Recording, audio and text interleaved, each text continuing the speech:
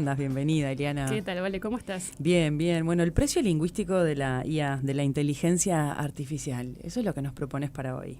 Exacto. Y estábamos un poco en la previa, hablando con Alejo y con Jaime, claro, todas las cosas que va teniendo la inteligencia artificial, ¿no? Todos como esos niveles que se van destrabando, que se van subiendo y complejizando muchos ámbitos, facilitando muchos otros, pero también complejizando ciertos aspectos, ¿no?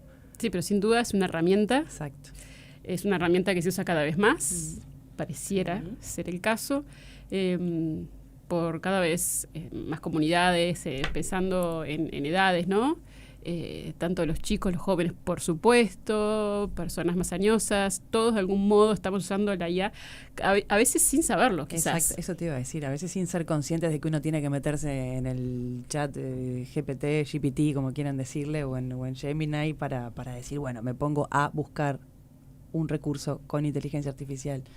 Pero, no sé, estos bots que hay a veces en los chats, incluso de WhatsApp, capaz que una empresa me dice que le escriba tal WhatsApp, soy una persona de 70 años y escribo por WhatsApp, pero en realidad capaz que no me doy cuenta, no sé, no soy consciente que estoy hablando con un bot creado con IA, ¿no? Lo que es indudable, por lo pronto muchos especialistas académicos, científicos, investigadores están de acuerdo en que esto es la nueva revolución tecnológica. Eso parece ser claro, ¿no? Lo digo yo, ¿no? Lo está diciendo toda una comunidad que está empapada en esto desde hace mucho, mucho tiempo. No solamente desde que salió el chat GPT, la IA no existe desde el 2000, esto fue en el 23, noviembre del 23, sí. Creo que se abrió al público en general, sino que existe desde mucho tiempo antes. Pero acá la idea es, por mi lado, desde la lingüística, contar un poco cómo funciona esta herramienta, cómo funciona esta tecnología. ¿Por qué? Porque del mismo modo que a ninguna maestra de primer año se le ocurre decirle a los niños que no pueden usar la tijera, ¿verdad? Porque de hecho es parte de los objetivos de un niño en primer año de escuela, la destreza motora de cortar con una tijera. Así como no se le ocurre decirles que prohibir la tijera, ninguna maestra de primer año va a dejar de repasar los peligros de la tijera o los recaudos, quizás no lo presenten de ese modo, ¿no? Los cuidados que hay que tener. Yo me acuerdo de tener 5 o 6 años y que me explicaran que la tijera se llevaba con la punta hacia abajo cuando la tenía que llevar a otra aula. No había que correr con la tijera en la mano. Todas esas cuestiones, ¿no? Pero todos usamos la tijera y nadie quiere deshacerse de ese invento, sea quien lo haya desarrollado. Bueno, la idea creo que con la IA tiene que ser un poco así también, ¿no? Y creo que como sociedad tenemos que todos entender cómo funciona para saber sus limitaciones y sus ventajas. Y desde el lado de la lingüística está bueno tener en cuenta que tiene un precio también, ¿no? Tiene un precio que tenemos que ponderar para saber hasta dónde rinde, hasta dónde no rinde. ¿No? Y no enamorarnos de la IA sin olvidar estas cosas. Pero vayamos al grano. ¿Cómo funciona la IA? La IA funciona básicamente con modelos de lenguas grandiosísimos, lo que en inglés se llama Large Language Models, LLMs, como le llaman los ingenieros.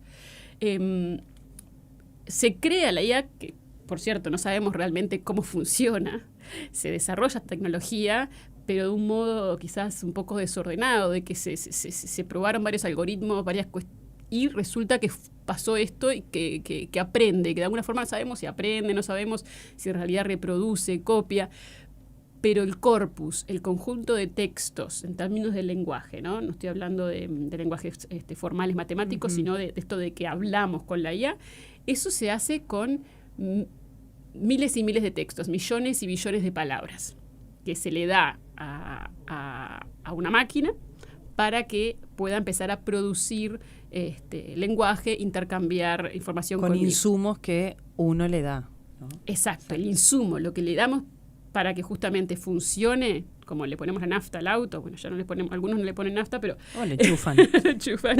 Lo que sea de combustible. Pero lo que sin dudas, estos modelos funcionan con lenguaje. Hay que darles lenguaje para que produzcan lenguaje. ¿Y de dónde sale ese material? Bueno, para empezar necesitamos que esté escrito. Ahí ya estamos dejando de lado miles de lenguas. Sí. Miles y miles y miles de lenguas. Pero yo le propongo a la audiencia pensar en qué lengua están esos textos. Y la audiencia ya sabe la respuesta, por supuesto. Y se calcula que el 55% de los textos que están en Internet están en inglés. Claro. Por lo tanto, podemos hacer una inferencia. No sabemos, ojo, otra cosa a considerar aquí es que más allá de que uno use Gemini, uno use el ChatGPT, la inteligencia artificial que use, DeepSeek, lo que sea, no tenemos los datos de qué corpus, qué conjunto de textos usó esa empresa para crearla. Eso no nos lo dicen.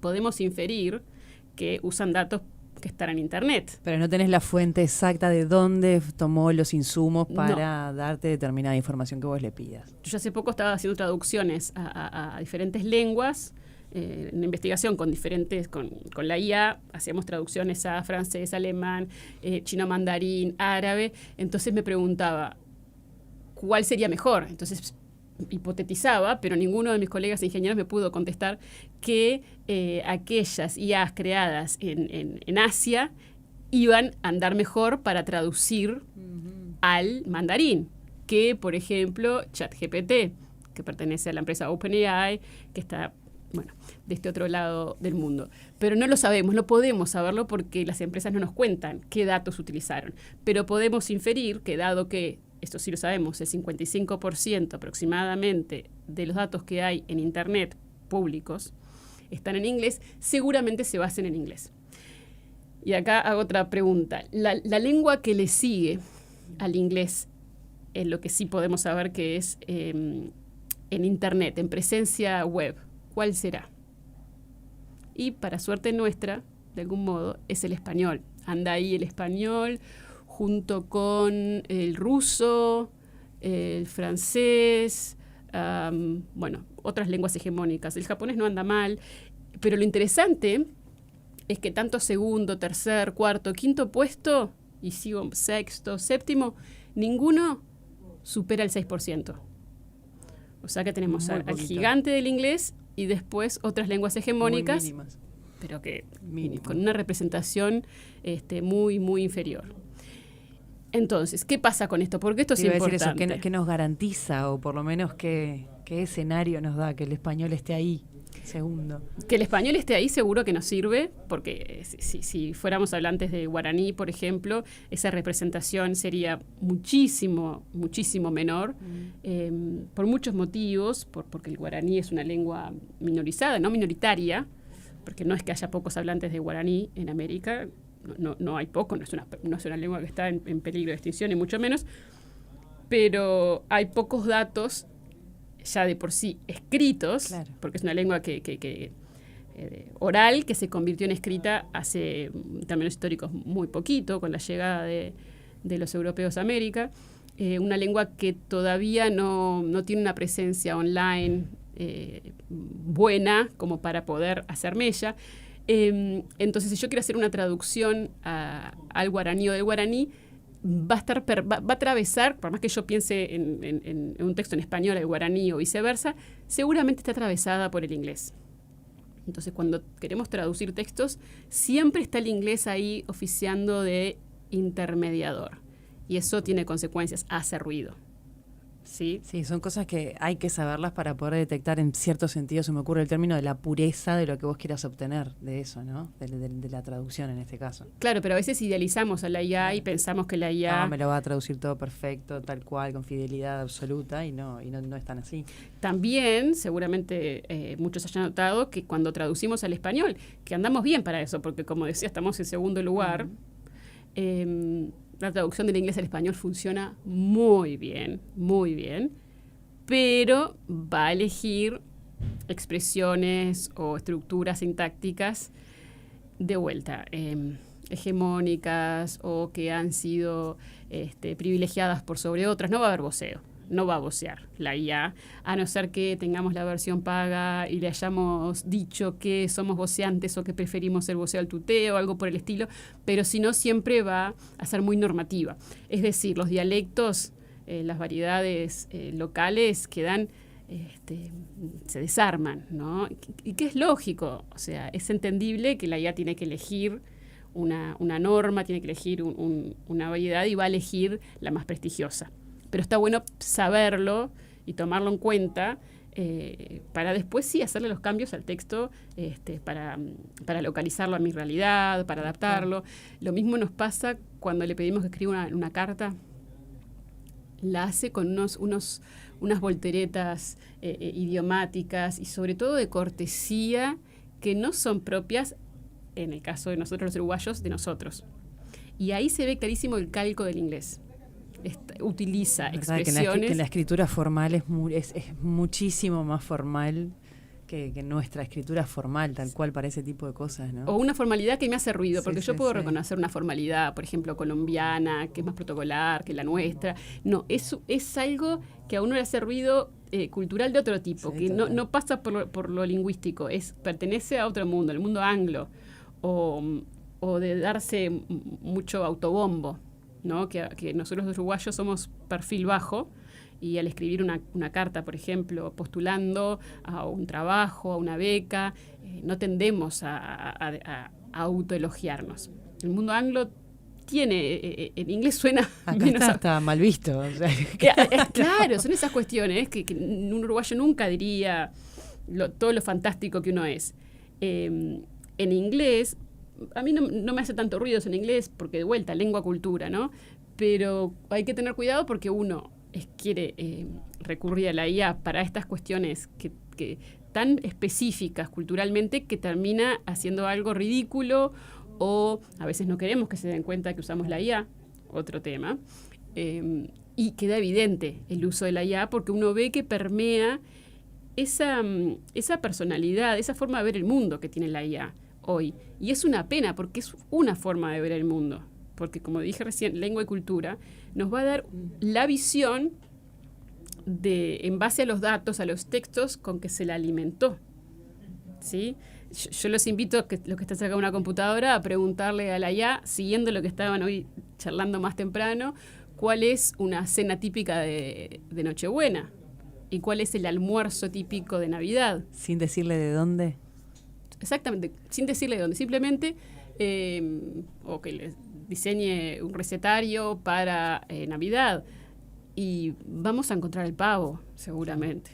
Vamos a encontrar el pavo. Yo todavía no me cruzo con ningún uruguayo asadito que coma pavo. No, que te sugiera la IA. Bueno, usted puede hacer un asado. Porque dentro de todas las cosas que discutieron hoy más temprano, nadie propuso pavo. Ni nadie le va a sugerir a Jaime zapallitos tampoco. Eso no, estoy con Jaime igual con lo de zapallitos. Otra más, mirá vos, qué cosa, los detractores de zapallitos. Y también me puse a pensar, ¿no? Que lo que decía Jaime de la pasta el 25, yo tengo recuerdos de pasta el 25 también. Mirá cómo Alejo y yo no. Capaz que es del interior, porque mis navidades pasaron muchas veces en el interior en mi infancia y quizás es algo de Montevideo no, y en otras zonas de Uruguay sí. Puede ser. Bueno, pero estas cuestiones culturales tan identitarias, tan distintas, esto es lo Ese que... es un claro ejemplo. Esto es lo que la IA termina... de algún modo... perdiendo en cierta forma. La marca identitaria de lugares o de lo que sea muy específico no lo tiene. Pero cómo me quedo pensando en eso, ¿no? Cómo son las herramientas, Iván, cómo las uses.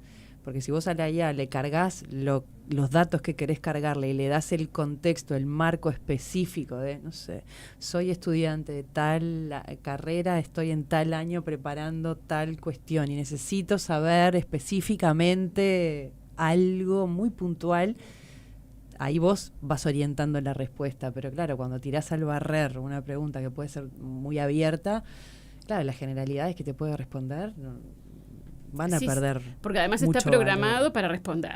Nunca no te responde. Sí, obviamente nunca va a tener un no lo sé. No lo sé. Nunca hasta ahora yo he recibido un bueno, eso depende de varios factores, habría que pensarlo por este lado. No, y eso todavía no lo hace.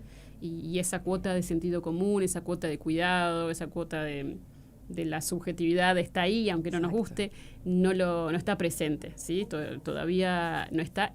Y bueno, es lo que tenemos que tener en cuenta cuando usamos una inteligencia, una de las tantas inteligencias artificiales. Sí, viste que se habla mucho del uso de la inteligencia artificial, este tipo de chats y demás para consultas psicológicas, es como para romper alguna barrera. Y la otra vez escuchaba a un psicólogo que decía que uno de los riesgos es justamente ese, que nunca te dice que algo no lo sabe o que no tiene una respuesta. Siempre te va a sugerir alguna respuesta porque tiene que responderte algo. Y que a veces no es producto de, obviamente, ni que hablar de tener una persona de carne y hueso que estemos analizando este tipo de cosas, ¿no? Pero en esa limitante de que siempre algo te va a responder y no siempre lo que te vaya a responder es así, lógicamente, supuesto, es el enorme riesgo que tiene. Pensemos nada más que expertos en y un área... y vos también lo puedes ir guiando para que te responda lo que vos querés que te responda. Sí, porque tienes como esa orden de ser complaciente. Claro. Pero pensemos en expertos en un área pequeñísima, como por supuesto que hay millones, y hay disonancia y no hay consenso entre expertos. O sea, no hay respuestas. Claro, total. Todavía no estamos en condiciones. Tenemos, por supuesto, sí respuestas para muchas cosas, pero sobre la mayoría de los temas del mundo, incluso aquellos que dedican una vida a estudiar ese tema, encuentran otro experto que no está de acuerdo. Y también está el fenómeno de lo que se llama el AI bait, que sería el anzuelo de la IA, que es esto que siempre me hace otra pregunta. Yo le pedí que me escriba la carta para el profesor para explicarle que no puedo entregar el trabajo en tiempo y forma, que si me puede dar una semana más. Algo clarito, ¿sí? Con un buen prompteo, esto que decías, de ser claro. Eso es todo un tema ahora, el prompting, ¿no? De ser claro. Quiero un mail formal, pero no demasiado formal, porque tengo un buen vínculo, un vínculo cercano con el docente, explicando esto. Bárbaro, me escribió el mail, bárbaro. Siempre me va a decir, ¿querés que lo haga más acorde a... ¿Querés que lo haga más extenso? ¿Te parece que le agregue la Siempre me repregunta, ¿no? ¿Por qué hace eso? Claro, es súper servicial. Todos chochos, porque sentimos que tenemos un asistente personal, un secretario, ¿no? Alguien que está dispuesto a darnos una mano 24/7. Pero en realidad hay un porqué detrás de esto, que es que estas empresas ganan cuanto más tiempo nos tienen frente a la pantallita. Con la interacción. Claro. Te va a preguntar hasta si querés que el punto final esté puesto ahí. Nunca va a terminar, nunca va a terminar. O sea, es como incluso cuando uno se despide y dice, bueno, muchas gracias, chao. Gracias, que tengas un buen día. Cualquier cosa, siempre deja la puerta abierta a que continúe el diálogo. ¿Por qué? Para crear la necesidad de que uno en algún momento termine pagando, ¿no? O porque se te termina el tiempo de uso, aunque estés en chau, que tengas ¿no? Que yo juego a veces esto de que nunca se termina el adiós y siempre hay otra oferta. Pero son todas cuestiones a tomar en cuenta. Sobre todo la ausencia de visiones del mundo directamente, porque para empezar las miles y miles de lenguas que no tienen un código escrito, que no tienen un sistema ortográfico. No es que no la usen, directamente no tienen, porque hay otra cantidad de lenguas, sobre todo americanas, que gracias a misioneros desde que empezaron a llegar los misioneros a América hace 5 siglos, pero incluso hasta hoy hay misioneros que, por ejemplo, hoy en día que tienen la misión de traducir la Biblia a la mayor cantidad de lenguas posibles. Entonces esos misioneros crean códigos gráficos para lenguas que hasta hoy no la tienen. Claro. Pero esas lenguas, o sea, esos hablantes no necesariamente van a utilizar ese sistema gráfico, ¿verdad? Pero incluso si contamos a esas lenguas que tienen sistema gráfico pero no lo usan, la mitad de las lenguas del que salen en el mundo, unas 3.500 lenguas, no tienen... No toman insumos de ahí. Nadie usa, no tienen la escritura, no está presente en Internet, seguro. Seguro que no. Entonces estamos dejando de lado muchas visiones del mundo. ¿Sí? Las preguntas que le hacemos va a estar sesgada siempre. Tenemos que tomarlo, si se quiere, lo más parecido a preguntarle a cualquier cristiano, ¿no? Le pregunté a mi tía, le pregunté al vecino, porque es una pero no tenemos, me parece a mí todavía claro, que porque es tan inteligente, sabe todo, que tendemos a tomarlo como una verdad absoluta. Y esto es lo que hay que enseñarle a los chicos en realidad. Pero vos me dirás, pero en realidad cambia tanto. Bueno, sí, porque aparte van que actualizaciones que surgen, que nuevas herramientas, o dentro de la herramienta se actualiza una cosa, surge otra. Es la sensación de que vas siempre corriendo de atrás, como que te vas adaptando a los cambios que surgen. Y es muy difícil eso. Claro, creo que la única constante acá va a ser... el cambio. Sí, el cambio, sin duda. Y adaptarse y estar mirando... cómo funciona, ¿sí? El detrás de escenas. Creo que mirar el detrás de escenas... Sí, entender, ¿no? Cómo es que nos arroja todos esos datos. También, como entender los algoritmos. Sí, también, en cierta forma, ¿no? El reconocimiento facial es otro. La IA en cuanto a reconocimiento facial, parece que personas con tez más oscura no funciona tan bien con personas con tez blanca. Del mismo modo que si yo hablo una variedad, se me ocurre a mí, de mandarín, de una zona súper rural, el reconocimiento de voz tampoco va a funcionar tan bien. Uh-huh. ¿Sí? Entonces, todas estas cuestiones son las que uno tiene que tener presentes cuando usa esta tecnología que bueno, llegó para quedarse, y la discusión está, que es interesantísima, una discusión interesantísima, por cierto, está hasta dónde la dejamos avanzar y hasta dónde se regulariza. Sí. Que en Europa está bastante más regularizada que acá, sin dudas, pero que incluso más regularizada que en Estados Unidos. Pero está todo este debate de si yo regularizo la IA para mi pueblo, estoy permitiendo que otros la usen quizás para fines malvados. Y bueno, es una discusión filosófica que es interesantísima, es un viaje de ida el que se mete con esto. Sí, no, y para ustedes, me imagino, para los lingüistas también, ¿no? Es como me pregunto, ustedes que son tan seguidores, ¿no? Y tan fieles a lo que tiene que ser, a conservar eso, también la tradición, el valor de la palabra, el valor de lo que quiere decir cada término, el buen uso.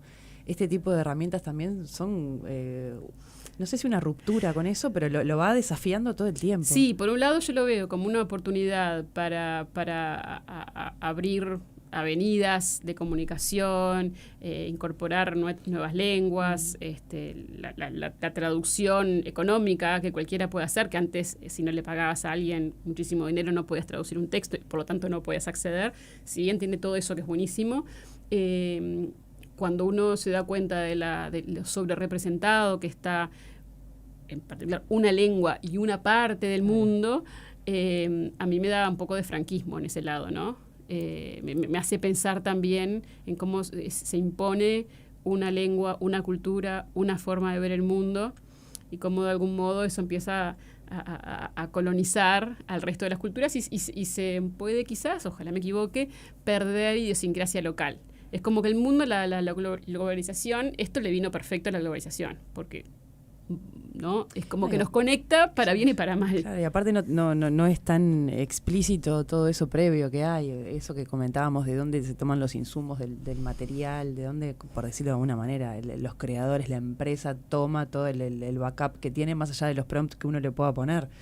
Entonces, claro, eso vas a buscar la información y si no sabes, absorbes lo que te dice, incorporás lo que te dice con la mirada de lo que te dice y vas dejando por el camino sin saber otras opciones que te podían haber enriquecido una discusión. Por supuesto, tampoco todo el mundo es consciente de que las empresas usan como insumo nuestro propio diálogo con la IA. Entonces, cada vez que yo estoy haciendo una pregunta, cada vez que yo le estoy preguntando, quizás en modo psicólogo, como decías hoy, ellos están aprovechándose de todos esos datos. Hay 20.000 personas que desde Montevideo, Uruguay, hacen consultas por suicidio, hablando de las cifras terroríficas que tenemos, ¿no? Bueno, son datos que ellos se quedan, que quizás ni siquiera nuestro propio gobierno tiene una forma de saber efectivamente. Me imagino que no lo tiene, de cuántas personas en Uruguay están preocupadas por esto. Bueno, estas empresas tienen todos esos datos, sabe el IP, de dónde se hizo la consulta, de qué ciudad, temas específicos, todo lo que sea, ¿sí? Y bueno, la forma de hablar de nosotros también, o sea, de cómo escribimos los uruguayos, de si voceamos, si no voceamos, cosas que a mí me interesan. Sí. Pero bueno, son datos que todos aceptamos los términos y condiciones cuando hay un chiche nuevo como este. Nos creamos el usuario, nadie lee los términos y condiciones, pero dentro de los términos y condiciones está esto. A ver si te contesta con un che, escúchame. Es que sí, lo he probado, ¿vale? Le he pedido que hable... Otra vez hablábamos del che, del vos. Sí, le he pedido que hable en español replatense conmigo, ¿no? Cuando en la versión de la oralidad, ¿no? Y hablaba como argentino, hablaba como porteño. Mirá. Entonces yo me peleaba y le decía, no, estás hablando como porteño, yo quiero que hables como uruguayo. pero volví a caer, claro, porque claramente tenía más datos de la prosodia, del léxico porteño que del uruguayo. Entonces decía, bueno, no me hacía la tonada, usaba el che, y después yo creo que le pedí que usara el vos, pero no sabía usarlo. Eso fue hace 8 meses. Quizás ahora... Capaz que ahora sí. Incorporo datos. O te sugiere otro, andás a ver, qué bárbaro. Y después a veces todavía hay errores en términos sintácticos, utiliza una sintaxis propia del español peninsular, con alguna palabra regional. Está aprendiendo como un niño aprende. ¿Sí? Se está nutriendo de todos los datos que les estamos dando gratuitamente a estas empresas. Y bueno, no sabemos para dónde va. Y va juntando todo eso. Tal cual hay un oyente, Jorge, que menciona eso, pero la IA te va haciendo un historial, como una biblioteca, sabe de dónde escribís y quién sos, tu historia, claro, y le vas cargando, eso decíamos, pero tiene una base que ya está... Tiene una base que es la misma de todas, exacto. Y después, más allá de lo que uno le vaya especificando después. Sí, y la versión... O si vos le vas sumando documentos para que analice o te tome extractos de ahí. Pero te va conociendo, sin duda. Claro. Si tenés la versión paga, tenés más memoria. Entonces va a recordar más datos.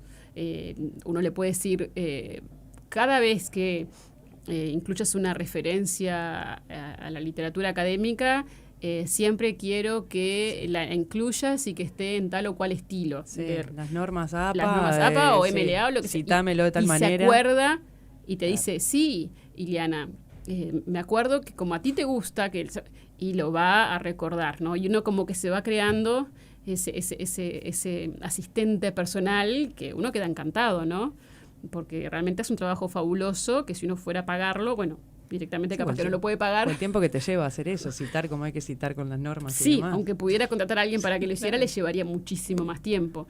Entonces sí, me va conociendo, pero en realidad el modelo en sí mismo se basa en una cantidad de texto impresionante que insisto, no sabemos bien cuánto texto es, qué tipo de texto es, pero hipotetizamos, y creo que es bastante evidente por cuando uno interactúa cuando ha interactuado un par de años, como es el caso de la mayoría de nosotros, se da cuenta de que el inglés atraviesa todo y esa visión del mundo y los estilos propios del norte están más que claros. Predominando. Iliana, contale a los oyentes dónde te pueden seguir. Bueno, ando por Instagram, me encuentran con Y al principio, con Iliana Virginia Rodríguez. Ahí va, perfecto. Te agradezco muchísimo. Por favor, a ustedes. Nos vemos después. Chau, chau. Chau, chau.